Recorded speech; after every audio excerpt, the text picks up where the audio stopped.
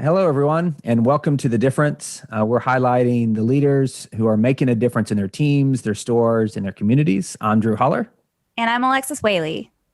All right, Alexis, we got a great guest on today. You want to tell everybody about him? Absolutely. Yeah. So we have Patrice Gibson on today, and she is from Chicago, Illinois, store number 5781.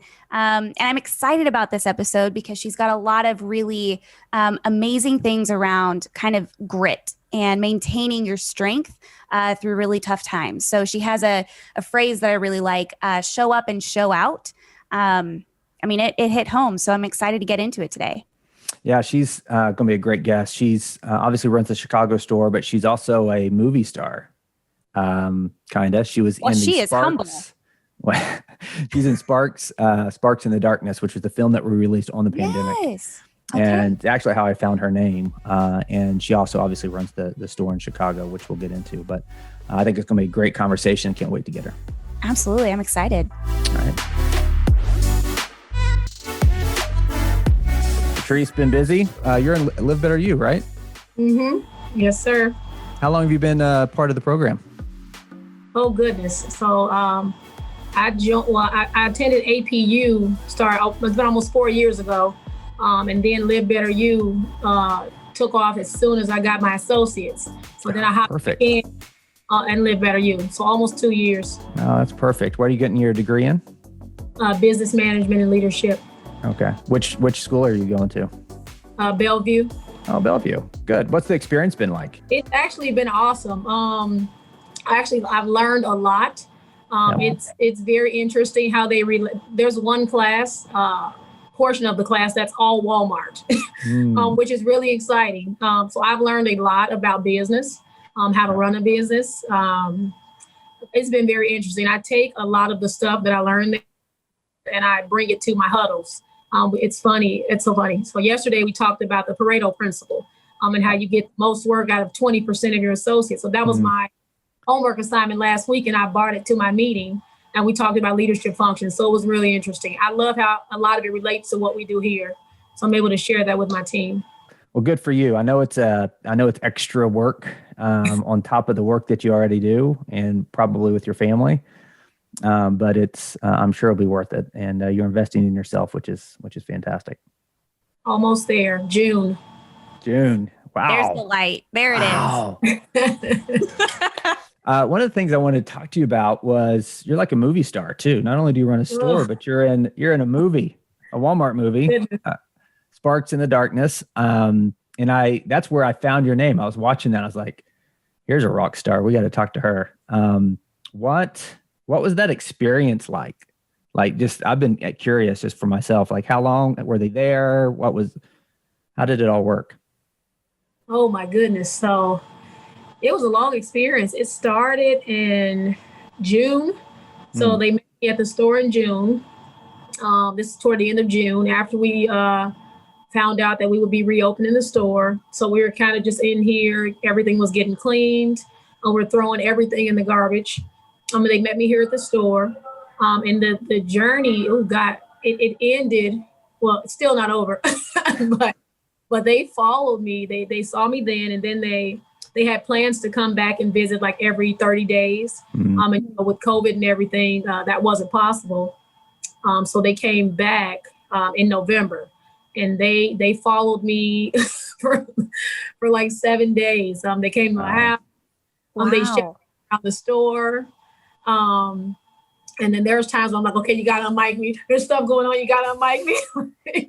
There's some things you just can't put out there. I was like, no, you got to take this thing off. Yeah, sure. But it was, we kept in contact. They were constantly communicating with me over the months. This is what's going on. This is what we're going to be doing. They're very open. They're very fun to work with. I do appreciate that. Everybody was very respectful, very excited to be working on this piece. But I think they really touched on a lot of the things that the company is doing in a lot of our communities that people do not know about. And we've continued to talk about how we don't do a good job highlighting that because we're not really boastful, but we do a lot of things that help people that absolutely no one knows about. Yeah, that's great. Yeah, that's good. Was it just a couple of people that followed you, or was it more than, like, how many folks were actually on the crew that followed you around? It was three. Three people. So there was one had the camera. No, there's four. So one with the camera. Yeah. There's one guy who every time I talked to somebody and we walked off, he would chase them down to get a relief form. It was hilarious. It was hilarious. It was funny just watching. He had all these papers and he's chasing behind people. It was funny. And it was hard because after they left, there was still a ton of release forms. Oh, no. But we needed to still get figured out. Yeah, it was funny. So one of the reasons they were there is to document, obviously, your store and the journey you went through in the store. And so I thought we'd chat a little bit about that.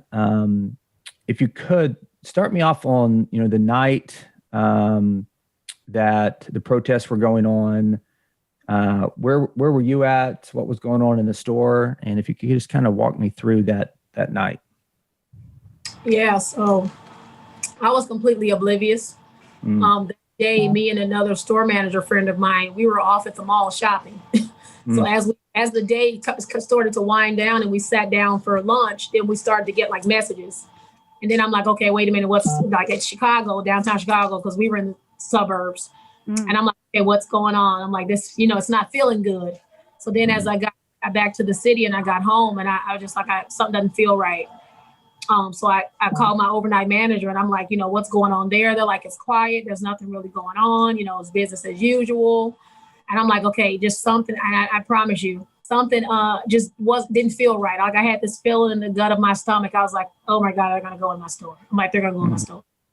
So I literally, I was up till about 11 o'clock and I'm still talking to her. We're still texting. I'm like, everything's good. Everything okay. Cause I'm trying to, wait till the store closes. So store gets closed. Everything's good. And I'm like, okay, I'm going to lay down. I was like, I'm going to put my phone by my head. I was like, if something happens, I'm like, you call me and I will be there. Literally, I kid you not. It wasn't 20 minutes later that I had laid down. My phone started ringing and she's screaming hysterically, like they're in here. So I jump up and I'm like, I need shoes. Somebody give me some shoes. And it's funny, like I'm holding shoes and I'm screaming, give me shoes. And my husband's like, your shoes are in your hand. I'm like, okay, I got to go to work. So me, him, and my 5-year-old, we get in the car and we drive to the store. I get to the store, go to the GM side, and the window's busted. Wow. So we get in, watch video. There's a maintenance associate scrubbing in the vestibule, and you can see him he's working, and they're coming from behind him. Throw the brick through the window, jump through the window, run to electronics, grab a couple of things, run out the window. At this point, it's a group of about 5 guys. So I'm like, okay, at this point, I'm like, we're not leaving. I'm gonna stay here. They're sitting outside in the car. And, I'm on the phone. My MAPM is on PTO. So I've got another MAPM, the regional, the market manager. I mean, it's just constant. I got store managers calling me, like everybody's trying to figure out what's going on. Wow. At this point, they had not looted the other Walmart stores. So we're doing like close down procedures. I'm packing up electronics, packing up jewelry. Like we're trying to get everything put away that we can possibly get put away. Bringing stuff in front of the doors, barricading the doors, those kind of things. And at this point, my husband and daughter had sat out there. I think it was almost 3:30 in the morning. Wow. Yeah, about 3:30 in the morning. Daughter asleep. My husband's there waiting. The entire overnight team goes home. Like everybody's hysterical. They're afraid. I'm just standing we're all out front. I'm making sure people get picked up. They get home safely. And throughout this entire time, like we're in the parking lot and there are people like driving through the lot. Like we're calling the police. Police comes and they see a patrol car. They leave out. But it was like, it was insane. Cause I was like, at some point in my mind, all I could think was that at some point they're going to come in here. Yeah. So I was like, I'm not leaving. I've got a team starting at 4 a.m. I'm not going to leave and have a lot of my people to catch lifts and Uber. So I was like, I'm not leaving. I'm not going to have people standing out here at 4 o'clock in the morning, in all this chaos. Wow. So family home. I said, that's fine. I called another manager to come meet me up there. I was like, we'll stay, do what we can, but we're not leaving. So at this point, I think day goes on, everything's quiet, still trying to decide whether or not we want to open the store. All my daytime management team is there. All the morning associates are showing up. At this point, we had a really big crew. Like at 4:00, not many of the 4:00ers showed up because I think everybody was here on. But by the time 9:00 came, the store was full of associates. I was like, okay, it's a lot of people here. So I'm like, okay, we're cleaning up. Everything seemed normal. And so those 5 guys had just gotten into the front of the store, or okay. Yep. So the entire store hadn't been looted yet at this point. Got it. Okay. So okay, I'm like, it's 9:00. I'm like, I guess everything's over with. I'm talking to my market manager. I'm like, okay, I'm gonna go home and take a nap. I was like, just for a couple of hours. At this point, I slept. Jeez. I hadn't slept, so I go home. I literally didn't take off anything but my shoes. I kind of like fell into the bed. The moment I hit the bed, my co-manager calls me and says they're back in here. Wow. So yeah. So how far do you live from the store? Yeah. Luckily, I'm only 5 minutes away. Wow. Well, no, wait a minute. I hadn't moved yet. So nope. About 15 minutes, but not far. Not far. Yep. So I told my husband, I'm like, there's no way I'm gonna be able to drive myself to work. So him and my daughter jumped back in the car and they dropped me off. I'm like, just go home. I'll figure out how to get home. Just leave. And this time, they had went to electronics. Almost every TV was torn off the wall. All the cages and electronics, like all the glass cases were busted. You can see where, I don't know whether they brought the Incredible Hulk in with them or what, because like the metal from the cages was like ripped open. Like I don't know how somebody could possibly do that. Yeah. There was stuff like all over the floors. It was, I was like, okay, like what do we do now? So now they're saying, okay, it's time to shut the store down. Even getting into the parking lot that morning, we almost had like 5 accidents because there are people coming from every which way trying to get into the parking lot to loot. What were you thinking during this time, Patrice? So what's going through your head as you're exhausted? Crisis situation. There's a lot going on, not only in the city and your community, but then now with your store. What's going through your mind at that time? Now that I think back, I mean, I don't even think I could, it was really hard to formulate thoughts at that point. All I could think was like, oh my God, like what is going on? Like, what do I do? How do I fix this? What could I possibly do?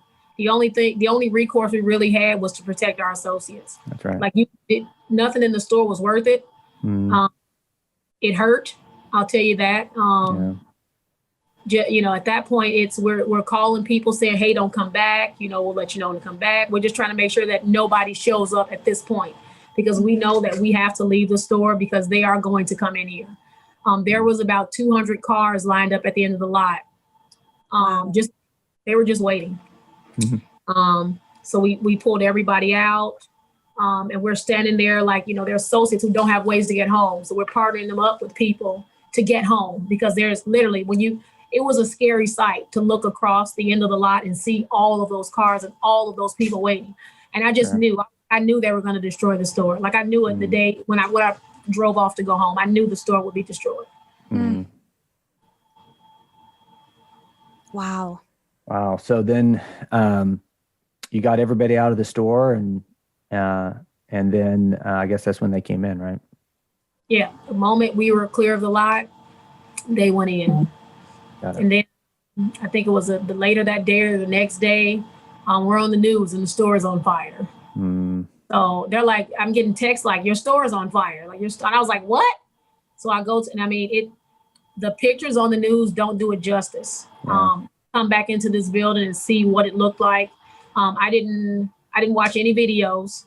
So there were videos everywhere. I couldn't stomach to watch any of that. But to see it, the first day that we walked back in here, I was escorted by about 10 police officers. There were police officers that were crying because it was it looked that bad. Like it was total chaos. Yeah. Wow. What's your mindset at that point? Are you thinking, are we going to be able to reopen, or are you already kind of onto that, or is it more of just assessing the situation? So we kind of just wanted to walk back in and make sure everything was okay. Um, when I saw the store, I thought there was no way possible it would be open again. I didn't think it was possible. When you saw just the amount of damage and fires all over the place. What's interesting is, and I'm like, this building could have been demolished. Like they set a fire 12 feet away from a propane end cap. And then 12 feet, another one was like 8 feet away from charcoal and lighter fluid. Like it could have been 10 times worse. Could have been unrepairable. Wow.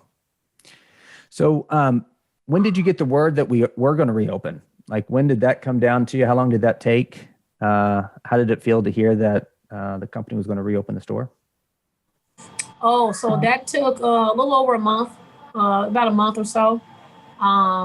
So I got invited to a meeting in Pullman. And they invited me. I think I was the only store manager there.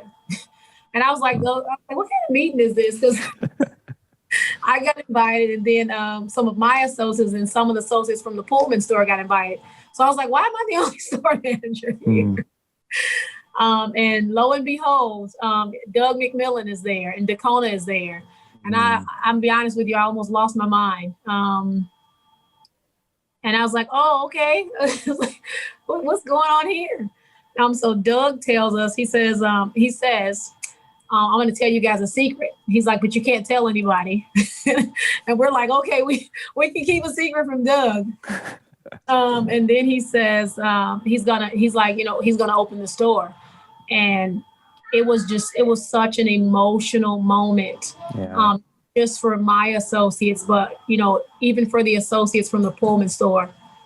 It was such an emotional moment. And I think it was the first time I really took a breath. I had been holding my breath this entire time because I did not know what was going to happen. And I say this to everybody. I say, at the end of the day, I would continue to receive a paycheck. What's going to happen to the 485 associates that I have in this building with no store? That's right. That's amazing. So Patrice, leaders are defined by moments a lot of times. And in that crisis management, and everybody faces different degrees of that through their leadership journey. But that's where real leadership, raw leadership comes out, right? Because everything else is stripped away, and it's how you respond in those moments. From a leadership perspective, what was that message to your associates? What are some of the things you did to bring them together for that common goal? I think a lot of it, we were out having one meeting. It was funny. They were out there recording, and I'll never forget Cornell says, he's like, we're like the Phoenix. And I think they pictured him in the Sparks in the Darkness. And he's like, like rising from the ashes, and I think that was kind of one of the themes I kind of led us with. I stood in this parking lot, like I sat in the parking lot for 2 weeks. After we were able to come into the store, because there were associates coming, there were customers coming. And I just talked to everybody that walked up, spent a lot of time with my associates. They were crying, and it was emotional right after that time. Yeah, sure. Just trying to be there for everybody. And I think, that was kind of one of the things I carried with me when we found out we were open. This community needs us. And we're a family. We've kind of always operated that way. And I would always, it's funny, they'll tell you I'm a quote person.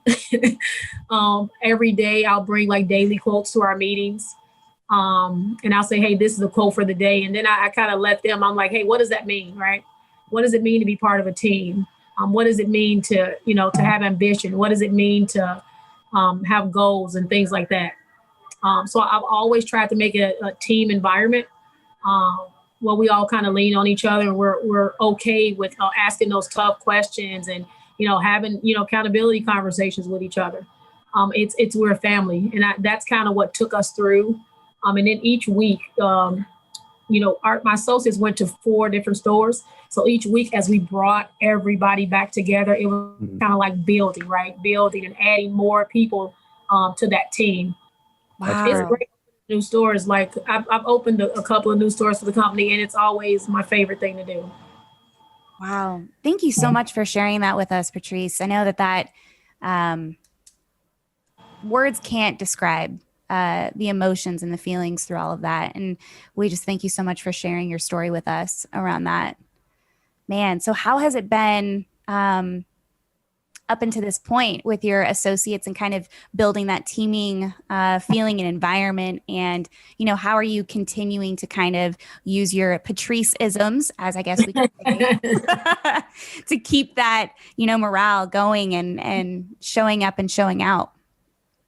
Yeah, so I think this time around, it's been harder. It's very interesting. I was just talking to some of my coaches the other day. And when we closed, we were process-wise in a better position. So now we're getting to that position now. You open and you got all this freight. So now we're getting back to, we're in a good position, running processes and doing things like that. It has not been an easy road, right? There's been some rocks on the road. But that's where I come in. I lend wisdom, if I have any, guidance, leadership, and support. So I love the team structure. I think we're getting more acclimated to it every day. Sometimes I have to nudge a little bit, push a little bit. But that's what I'm here for, right?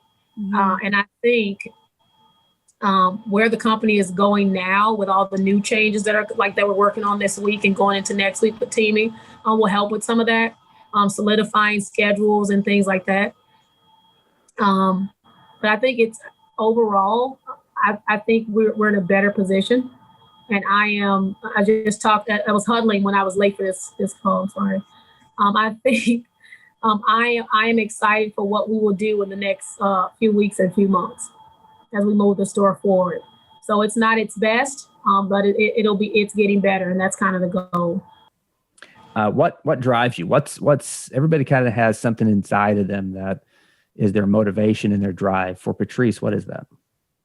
I can't think. I was literally, this was last week. I was having it might have been you, Alexis. I was having a conversation. I was like, I feel like we've been here before, but I'm not sure. Yes, we're having a conversation. We talked about, I have a lot of people that want to be promoted, or say they want to be promoted, or and I was telling Alexis, I say everybody doesn't get the tap, right? Everybody doesn't say, hey, I see you. You're doing a great job. I want to promote you, right? There's at every level of my career, I've wanted to do more. I've always I want to master something and go to the next thing. But I've always made that known. So I want to be a market manager. My market manager knows that. My regional coordinator knows that. My regional knows that. People have to know what you want to do, the people who have the power to influence that.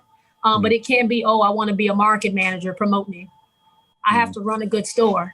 I have to have good metrics. I have to take care of the people that work for me. Once I've mastered all of those things, I'll put myself in a position to be promoted.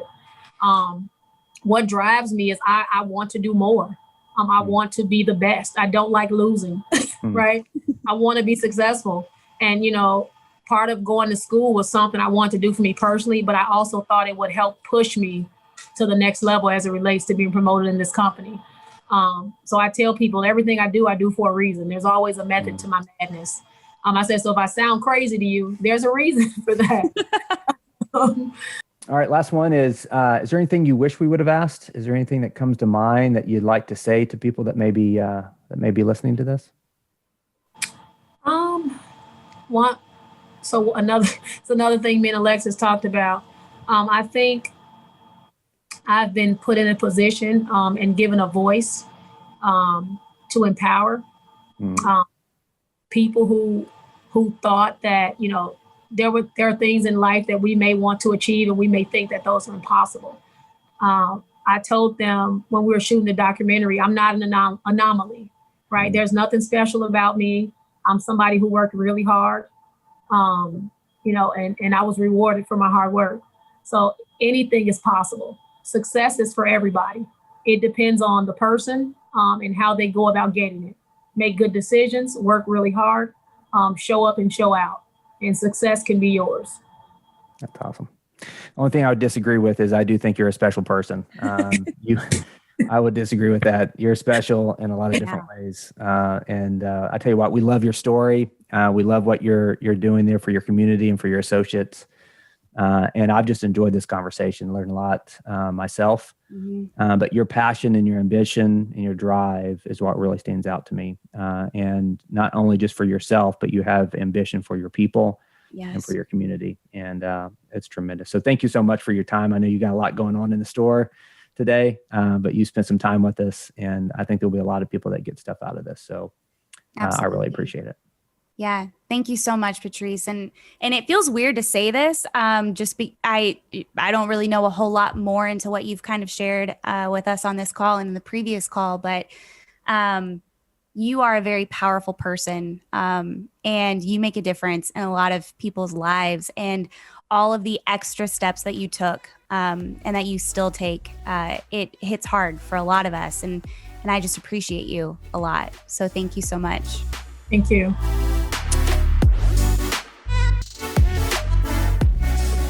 Another great story, Alexis. She was powerful. Mm-hmm. And I think she really took us back to those moments in the store, and just her mindset and what she did to lead through that was tremendous.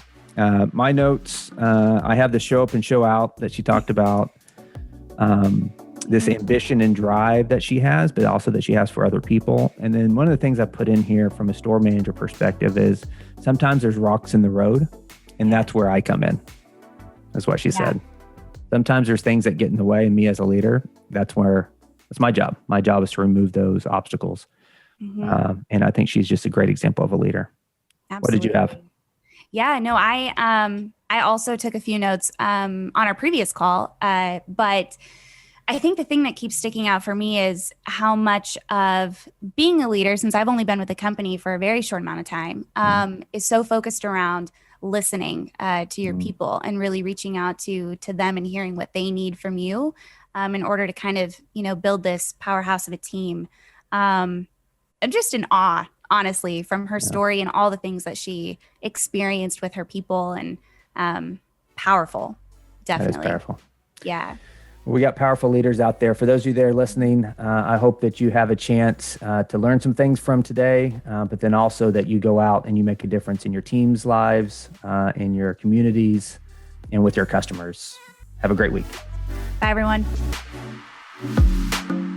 Do you know a difference maker in your store? Let us know. We want to tell their story. Visit us on Workplace and join the group. Let's keep the conversation going. Visit the group Walmart US People or #Team Walmart. Our people are the spark that keeps the customer number one. So make the difference today.